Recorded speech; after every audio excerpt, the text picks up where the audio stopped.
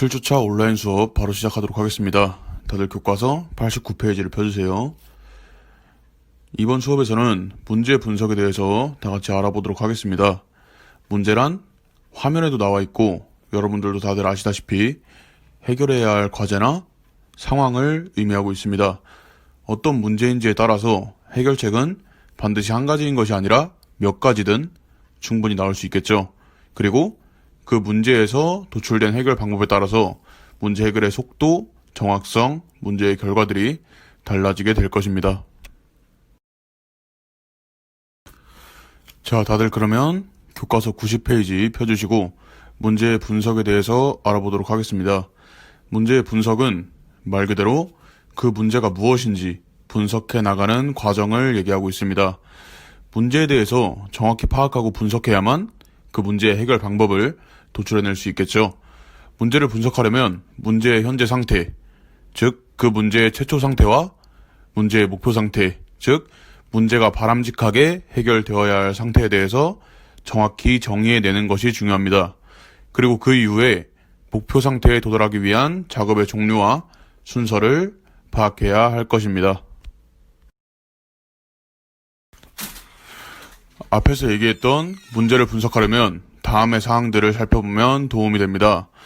교과서 91페이지에도 나와 있죠. 첫 번째로 문제가 해결하고자 하는 것이 무엇인지 살펴봐야 하고요. 그 이후에 문제에서 제시하고 있는 정보들을 살펴보고, 세 번째로 앞에서 강조했듯이 현재 상태와 목표 상태가 무엇인지 정의합니다. 마지막으로 문제에서 제시한 조건은 무엇인지, 그 조건은 만족될 수 있는지, 또한 미지의 것을 결정하기에 충분한지 살펴보면 되겠습니다. 자, 그럼 바로 교과서 96페이지를 펴고 문제 분해와 모델링에 대해서 알아보도록 하겠습니다. 문제 분해란 복잡하고 해결하기 어려운 하나의 커다란 문제를 해결할 수 있는 작은 단위로 나누는 과정을 얘기합니다. 어려운 문제도 분해하여 나눈다면 해결의 실마리를 쉽게 찾아서 보다 쉽게 문제를 해결할 수가 있게 되겠죠.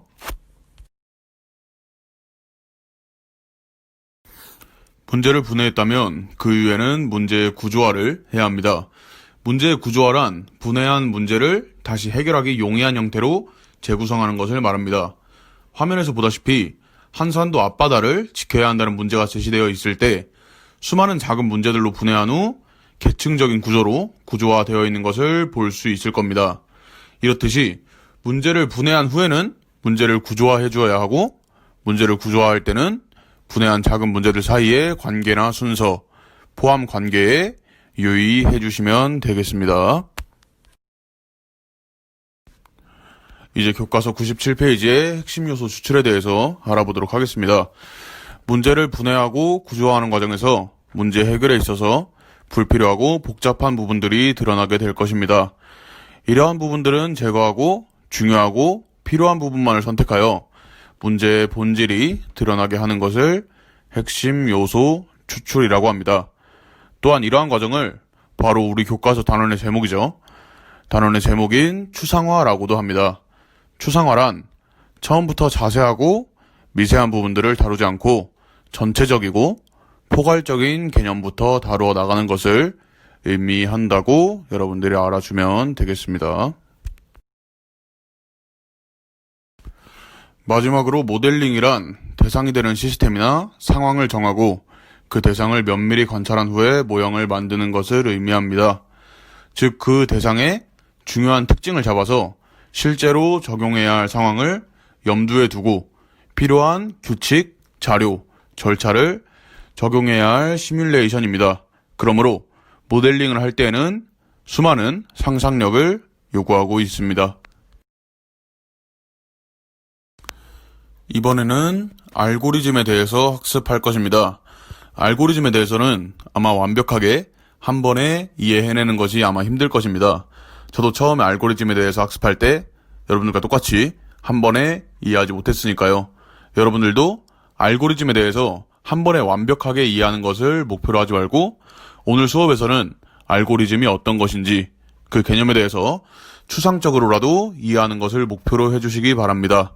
앞으로의 수업들에서 각종 문제와 자료들을 통해서 알고리즘은 계속해서 반복 학습을 하게 될 것입니다. 우선 알고리즘의 개념에 대해서부터 알아보도록 하겠습니다. 알고리즘이란 문제를 해결하기 위해서 명확히 정의된 유한계의 규칙과 절차의 모임입니다. 이러한 알고리즘을 우리는 일상생활 속에서도 계속해서 사용하고 있는데, 교과서 103쪽 아래를 봤을 때 라면 봉지 뒤에서 볼 수 있는 조리법이나 비상대피 요령, 수학 문제 풀이 등을 그 예시로 들어볼 수 있겠습니다. 그러니까 어떠한 문제가 제시되었을 때 그 문제를 해결하기 위한 모든 규칙과 절차의 모임을 알고리즘이라고 한다고 여러분들이 알아주시면 되겠습니다. 이런 알고리즘을 설계할 때는 목표 상태에 이르기까지 어떤 작업을 순서대로 수행할지 규정해 주시면 되겠습니다. 그럼 이번에는 알고리즘의 조건 5가지에 대해서 알아보도록 하겠습니다. 알고리즘의 조건 중 첫 번째는 입력, 그리고 두 번째는 출력입니다. 문제의 현재 상태, 그러니까 최초 상태를 입력으로 정하여 알고리즘에 투입하고, 정해진 알고리즘에 따라 문제를 해결하고, 그 이후에 알고리즘의 규정된 규칙에 따라서 수행된 후 나타난 살출물, 즉 문제의 목표 상태가 출력이 되고 있는 것입니다. 알고리즘의 세 번째 조건은 명확성입니다. 예를 들어 화면에서 보다시피 키가 큰 편이라는 기준은 사람에 따라 모두가 다를 수가 있습니다. 어떤 사람은 180 이상이 크다고 생각할 수도 있고, 또 어떤 사람은 185 이상의 키가 크다고 생각할 수도 있습니다. 이러한 명령이 알고리즘 각 단계에서 제시되고 있다면 같은 알고리즘에서도 사람마다 다른 해결 방법이 출력되게 될 것입니다. 그러므로 알고리즘 각 단계의 명령은 모호하지 않고 반드시 명확해야만 하는 것입니다. 알고리즘의 네 번째 조건은 유한성입니다. 알고리즘은 아까도 말했다시피 문제를 해결하기 위해 명확히 정의된 유한계의 규칙과 절차의 모임입니다. 이러한 알고리즘이 무한하다면 문제의 해결 방법은 출력되지 못하고 영원히 알고리즘만을 거치게 될 것입니다. 그러므로 알고리즘의 목표 달성을 위해서 알고리즘은 반드시 유한성을 가져야만 합니다.